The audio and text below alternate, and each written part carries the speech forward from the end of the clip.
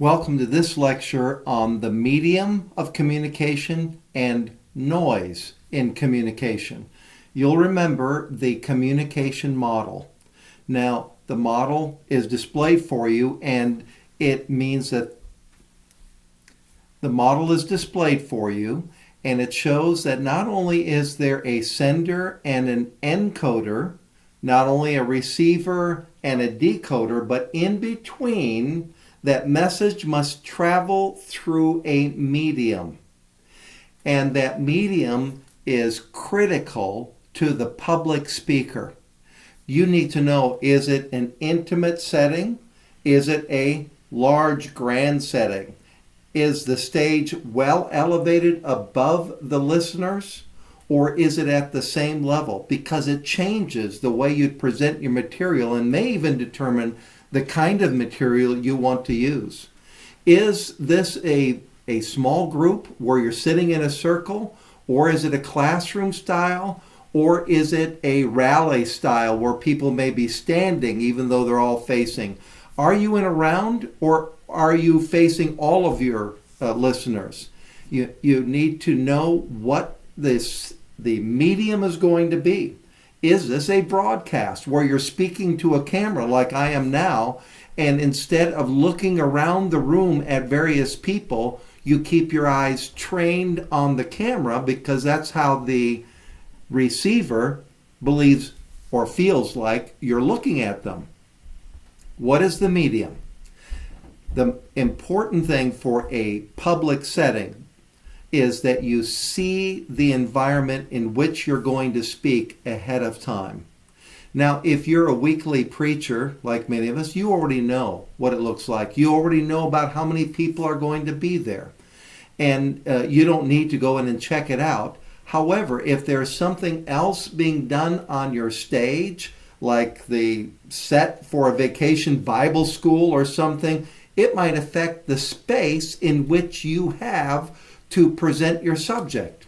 And these days, very few of us use pulpits, so you are going to use the stage space, and if that's affected by some kind of a display, you better know. And so check out the room in which you're going to speak, unless you are dead sure you know exactly what it looks like and about how many people are coming. Look it over if you have the opportunity, just to fix it in your mind so you can adjust what you're going to do and how you're going to do it given the environment. That's the medium. What if it is a broadcast? What if it's both live and broadcast? You need to know that. And you need to talk to your camera people before you have your speaking event so you can make sure that they have several cameras catching you as you turn from one side of the room to the other. And if you have cameras, then you need to know that you don't move back and forth with your eyes as much as you might normally because the cameras can't keep up with it. Check out the environment. Now, it's not just the kind of space, but how many people are going to be there. If it's a large space and you ask the host about the attendance and they say, well, we're not sure, you probably ought to adjust for a smattering of people rather than a full house. And that is very different because if you have a full house, the slightest joke will create lots of laughter. In a smattering, when there's all kinds of room, then you are not going to get the same results. You're not going to hear response. You're not going to hear laughter. And you just need to adjust your mind to that situation. If it's a very small setting, and it's very packed out, you are going to experience a different kind of a dynamic, and you'll get used to that. But you need to know through what medium your presentation, your sermon or your public presentation is going to be delivered. You adjust to that.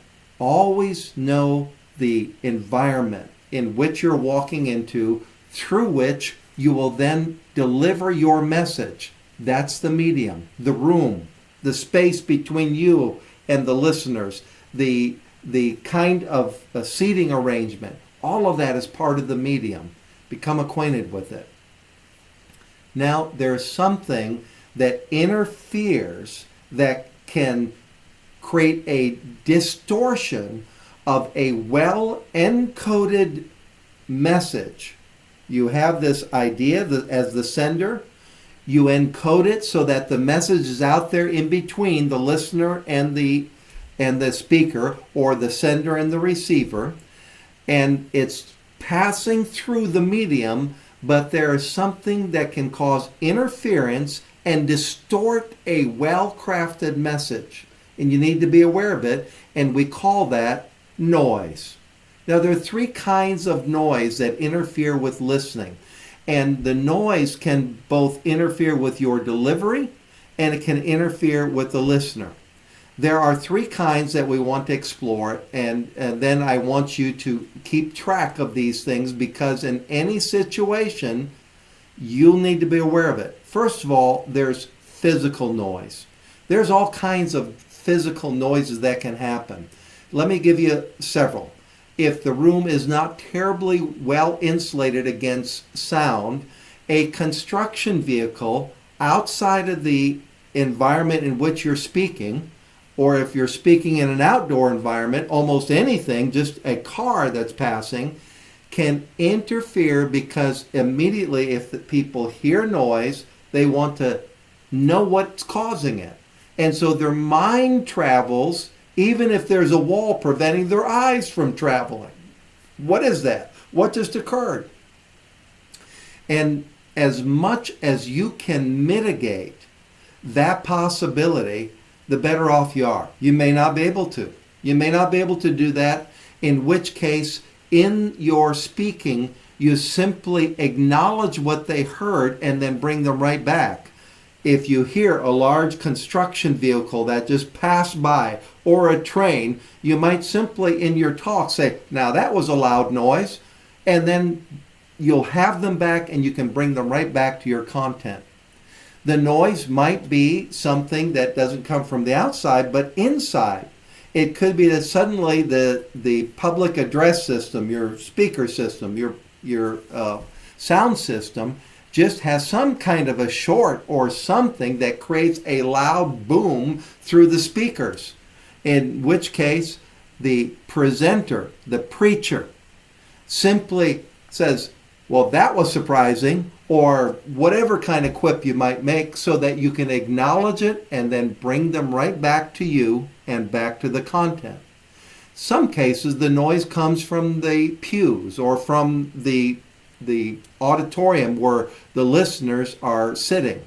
It could be a baby's cry. It could be something that just dropped. And I do not recommend that you acknowledge that because it embarrasses somebody. Every so often you can get away with somebody's phone ringing and say something funny about that.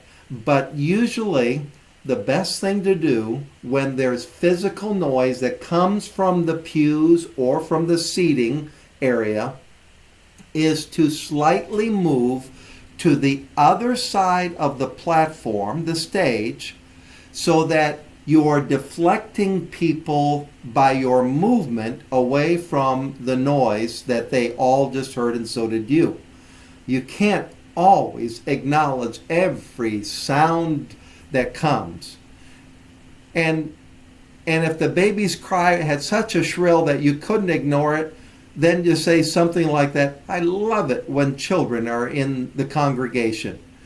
And then you move to the other side and bring your listeners back to what you're saying. Sometimes you just can't ignore it. So the noise may come from the microphone in the house. It could come from the pew. It could come from simply the shuffling of people's feet or something like that, in which case you simply move on the platform, and that really helps a lot. Now, the more serious kinds of noise is psychological noise. In other words, every person who comes to hear you speak has another conversation going on within them. It could be a family conflict that hasn't been resolved. And you know, one of the most classic times of family conflict is people in the car on the way to church, because it may have been rushed getting there. There may have been trouble getting some of the teenagers out of bed. Who knows what happened? But there's always another conversation.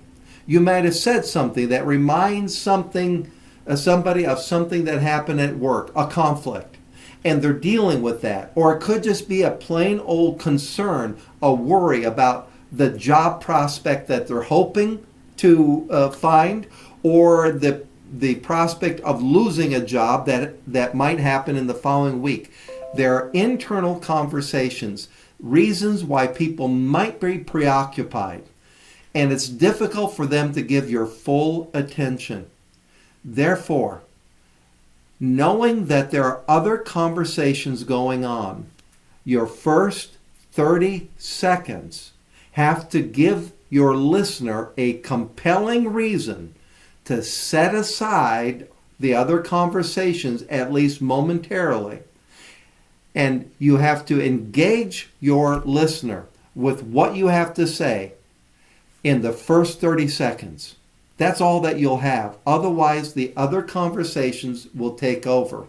And if at some point in the process of your talk, your sermon, you notice that there's a lot of shuffling or body movement, then you know you're beginning to lose them to another conversation going on in their mind. The classic conversation is simply, I wonder what's for lunch. Or in the days when people put roasts in the oven, anticipating that they'll get out of church at a certain particular time, the conversation in somebody's mind might have simply been, I wonder if he's going to keep preaching and droning on, or if I'm going to have to leave early because that roast is going to burn up. Well, that's not the case anymore, but somebody might be concerned about whether they'll get a good seat at the local restaurant. If your message is running into one of those points where you see that you're losing people, what's happening is you're losing them to another conversation. The best thing to do is cut that point short and move on to a point that comes next and has a more compelling appeal.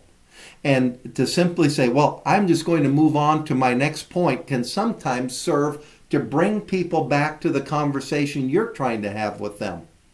Psychological noise is real, and you must always be prepared to move to something new in the dialogue you're trying to have in order to move them away from the other conversation that's trying to dominate their attention.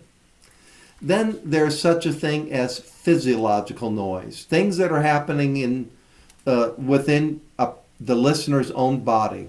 It could be something like hunger pangs. They haven't eaten anything, and suddenly the pew in front of them or the desk seems very appetizing, or that hymnal is beginning to take the shape of slices of bread, and they're wondering what kind of meat they might put in between those hymnal pages. All kinds of things come up in people's minds when they get hungry. There might be something physiological that happens within them that of temperature. If it's cold, if it's hot. And of course, you run into a classic problem. One of the most discouraging things that I faced as a preacher is pouring my heart out in a sermon. And then all that some dear woman would say to me on the way out, it says, Pastor, I was cold throughout the whole service. You've got to do something about the heat setting. Turn up the heat. Well, there's a natural problem in church worship that is embedded or comes from our culture. And that is this. Women's clothing tends to expose skin, and I'm not even talking about being overly revealing. I'm just saying it exposes skin, and men's clothing covers skin. And women have lower necklines, even if there's nothing plunging about it, but there's more of their neck and upper shoulder area that's exposed, and men wear collars, which covers them up. Women usually have more of their arms exposed. Men have more of their arms covered. Men sometimes, in past years at least, wore sport jackets, and women wore loose-fitting clothing, And it is impossible for everyone to be happy with the temperature. If it's too hot for men, they tend to fall asleep. If it's too cold for women, they tend not to pay attention because they're trying to cover up somehow and they have nothing with which to cover.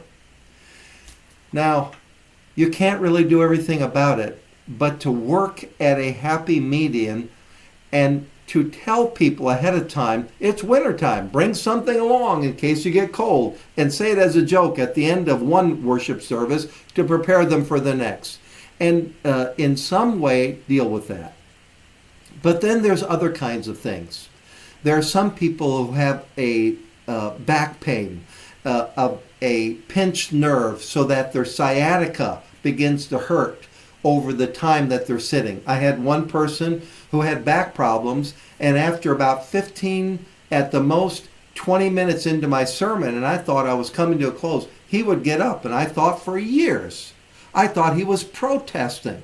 I would hear him talk about his back pain, but I had no idea what he's talking about until my own back was injured, and I realized how I couldn't sit for very long without having to move and change positions. It didn't make a difference which position I was in. I just had to change positions. And then I understood what that man was doing all those years. He was listening, but he couldn't sit any longer or he wouldn't be able to listen. I suffer with restless legs, and sometimes when I'm in the evening, if I don't take my medicine with me, my legs start tingling and moving, and the urge to move my legs is so severe that I really can't hear what's being said. And I'm just hoping for the man to finish or the woman to finish his talk, his sermon, and so that we could at least stand for the closing prayer. And it's impossible. Well, people deal with that. I'm not saying there's anything you can do, but you must be aware that there is physiological things going on, and there's probably not much you can do about those things. The physiological noise may be a child who's dealing with restlessness of various sorts, and that affects both mom and dad. They're pretty well done listening to your sermon if their child becomes antsy. Well, what's important is to stay animated. Give them the best shot. But there is another kind of noise that you must be aware of, because you can do something about it by paying attention to the lecture on the context of your hearers. It's called semantic noise. You say a word that might have a different meaning to the hearer than it does to you. In other words, you didn't choose the proper code. And the message that's out there is going to be decoded differently than how you intended. Or you simply have a phrase or say something that it causes confusion because they don't have any idea of what you meant. Sometimes you listen to it with the ears of your hearers, and you know a word I want to use might not be understood, which means you back up that phrase with several rephrasings using different words so that the hearer knows exactly what you have in mind. Semantic noise is really true. It's real, and it probably causes the most interference in the communication process. Well, these are the kinds of noises that you'll deal with. And some of the ideas, some of the suggestions that I have and how to overcome that. The biggest takeaway from this lecture is know that there is interference. Once you've understood and maybe even mastered the medium through which you will convey your ideas, that message, you then have to deal with noise, and where possible to compensate for it, to overcome it, like moving on the stage away from the source of the noise in the pew, and or to acknowledge something in order to bring everyone back with you, and also just to endure it. You can't help it. For preachers, there are always those Sundays when there is no child care, the children are going to be in the pews.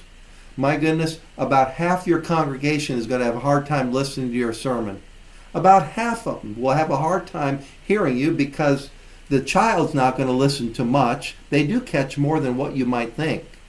But they're not going to catch much. And when they become antsy, there's two parents who are going to become antsy, and probably the ones around them who are going to be distracted. You know what you do? On those Sundays, plan for a shorter sermon.